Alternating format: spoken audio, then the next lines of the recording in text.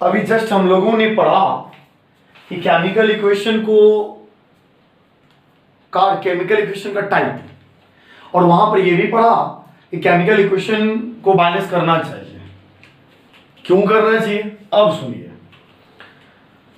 जिसका आपको इंतजार था, आप सोच रहे होंगे बैलेंस क्यों करते हैं बैलेंस ही क्यों नहीं छोड़ते। इसको नहीं पढ़ना, पहले मैं समझा रहा हूं क्या लिखा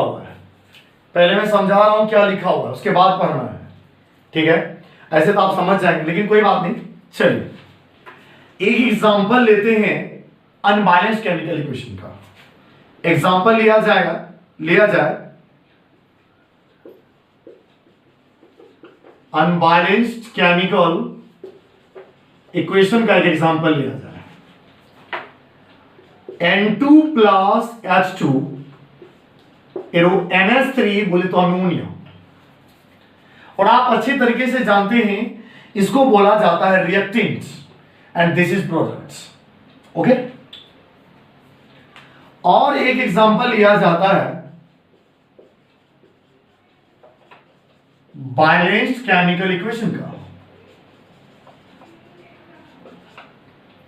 जिसमें हम इसी एग्जांपल को बैलेंस करके लिखेंगे N2 प्लस H2 बन चुका है NH3, कुछ इस तरीके से। और यदि आप ध्यान से देखें, इसको बैलेंस हम कर देते हैं 3 या 2 मल्टीप्लाई कर देंगे, नाइट्रोजन डबल हो गया और हाइड्रोजन 6 हो गया, तो यहां पर 3 देना पड़ेगा 6 करने के लिए। इधर अनबैलेंस्ड है, उधर बैलेंस केमिकल। एक ही एग्जांपल से आपको पूरा कुछ समझ आ जाएगा कि हम लोग करते क्या है। अगर आप ध्यान से देखेंगे, ये टोटल कहानी रिएक्टेंट्स है, ये टोटल जो राइट साइड आप देख रहे हैं दिस इज प्रोडक्ट। या नहीं भी दिखाते थे, आप पहले से जानते हैं, जगह भी कम है, फिर भी एडजस्ट तो करना ही है। एडजस्ट करने के लिए जिस दिन आप सीख गए, समझ लीजिए काम फिनिश है टोटल। ये आपका reactant and this is product. कोई जरूरी नहीं प्रोडक्ट सिंगल हो, इससे ज्यादा भी हो सकता है, इसलिए प्रोडक्ट या प्रोडक्ट्स जो लिखना है सब सही है। चलिए आपका जी 2 सिंगल है तो प्रोडक्ट ही रहने दे, ठीक है, अच्छी बात है, आपकी बात रखी जाएगी, मानी जाएगी। चलिए यदि हम रिएक्टेंट्स का टोटल मास निकालने का प्रयास करें, क्योंकि केमिकल रिएक्शन है, केमिकल रिएक्शन का शॉर्ट रिप्रेजेंटेशन केमिकल इक्वेशन आपके सामने लिखा गया N2। और शायद मैं बोलना चाहूंगा बीच में कि रेडिकल्स के बाद एक टेबल और है, आपके कॉपी के क्लास 9 के 3rd चैप्टर में लिखाया गया था, शायद आप याद करिए। ऐसा लगता है कि हम बचपन की बात बोल रहे हैं, बिल्कुल नहीं, जस्ट रिसेंट है, वो एकदम रिसेंट, जिसको एकदम तरोताजा बोला जाए। एक टेबल और दिया गया था, वो टेबल क्या था वो सुनिए। उस टेबल में एटॉमिक नंबर, एलिमेंट का पूरा नाम, सिंबल, वैलेंसी और फिर उस एटॉमिक मास नंबर करके लिखा हुआ है। वो टेबल भी आपको याद करना है। तो कहने का मतलब आप ये सोच रहे होंगे सर इतना वर्क क्यों बढ़ा रहे हैं, आप ही के लिए है, आप ही का वर्क हम कर रहे हैं। इसलिए आप यदि अपना काम अपने से नहीं करते हैं तब बहुत मुश्किल है, ठीक है। तो कृपया आप उस टेबल को भी, मास नंबर, एटॉमिक नंबर सब याद करें, ठीक है। उम्मीद है कि याद होगा भी बहुत हद तक। जितना याद है उसके हिसाब से हम आगे चलें। नाइट्रोजन का मास 14 होता है, 14 है तो N2 है तो कितना ग्राम हो गया, 28 ग्राम। क्या मैं डायरेक्ट लिखूं? बिल्कुल, आपकी इजाजत के अनुसार 28 लिखा गया। हाइड्रोजन शुरू में ही है 1, यहां डबल है तो कितना हो गया 2 ग्राम। अगर टोटल काउंटिंग की जाए तो 28 और 2 कितना ग्राम हो गया 30 ग्राम। और यहां प्रोडक्ट नाइट्रोजन का फिर 14 और प्लस हाइड्रोजन, नाइट्रोजन का 14 होता है, सिंगल है तो 14 ही, नाइट्रोजन का 3 तो 1 होता है तो 3 हो गया, 1 1 1 3 हो गया। टोटल कितना ग्राम हो गया 17 ग्राम। क्या ये रिएक्टेंट्स, क्या ये प्रोडक्ट्स का मास इक्वल है? बिल्कुल नहीं। आप 9th क्लास में एटम्स मॉलिक्यूल्स में ये टॉपिक पढ़े हैं, कंजर्वेशन ऑफ मास। कंजर्वेशन बहुत तरह का पढ़े, उसमें से कंजर्वेशन ऑफ मास भी था। कंजर्वेशन ऑफ मास कहता है किसी भी केमिकल रिएक्शन में mass can neither be created, mass of a substance can neither be created nor be destroyed. It can only transform to one form to another form. एक form से सिर्फ दूसरे form में कन्वर्ट किया जा सकता है, कन्वर्ट होता है। मास घटेगा या बढ़ेगा नहीं, बिल्कुल नहीं, जितना उतना रहेगा। लीजिए रिएक्टेंट टोटल 30 ग्राम और ये प्रोडक्ट हो गया 70। मास गया कहां? घट गया, मैंने कहीं कहीं मिसिंग है। फिर से सुनिए, आइए बैलेंस केमिकल इक्वेशन में यहां पर हम लोग फाइनल लिख सकते हैं मास, शायद यहां दिख रहा हो, mass of reactant is not equal to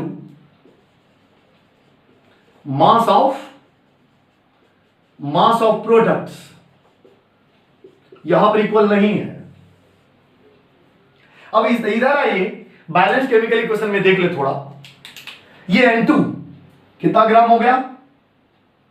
14 होता है 28 ग्राम। यहां पर टोटल हाइड्रोजन 6 है, आप काउंटिंग कर लीजिए, बाहर से मल्टीप्लाई किया हुआ है तो 6 हो गया। तो 1 हाइड्रोजन 1 ग्राम होता है, टोटल कितना ग्राम? 6 ग्राम।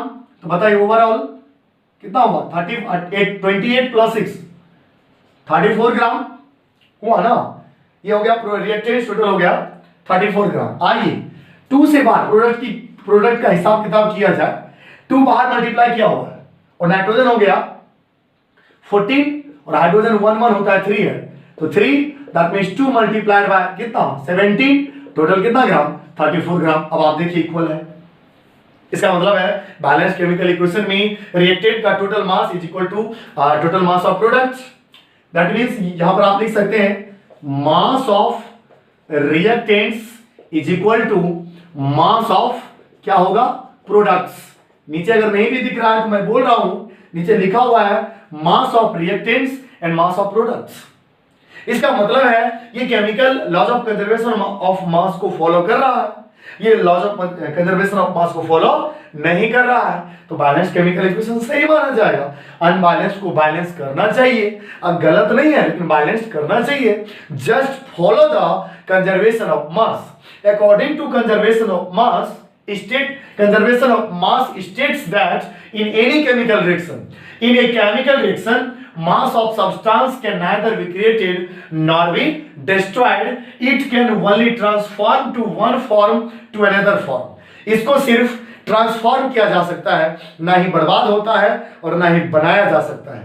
ठीक उसी तरीके से दैट इज इस पूरी कहानी का एक सारांश है, समरी, सिर्फ एक लैंग्वेज में। In a chemical reaction mass of substance is always conserve.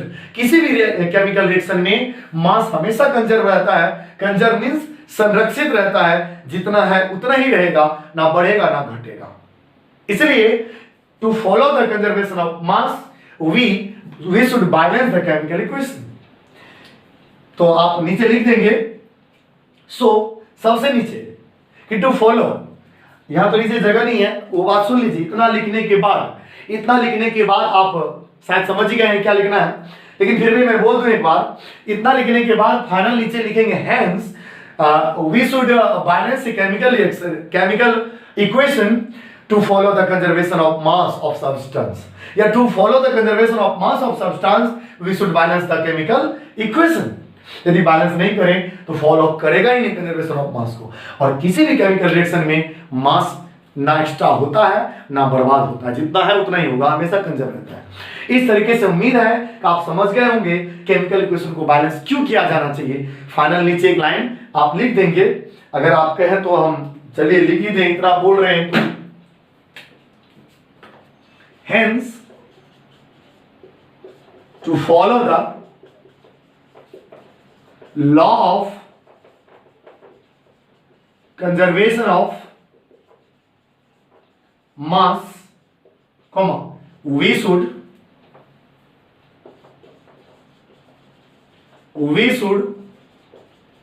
balance a chemical equation।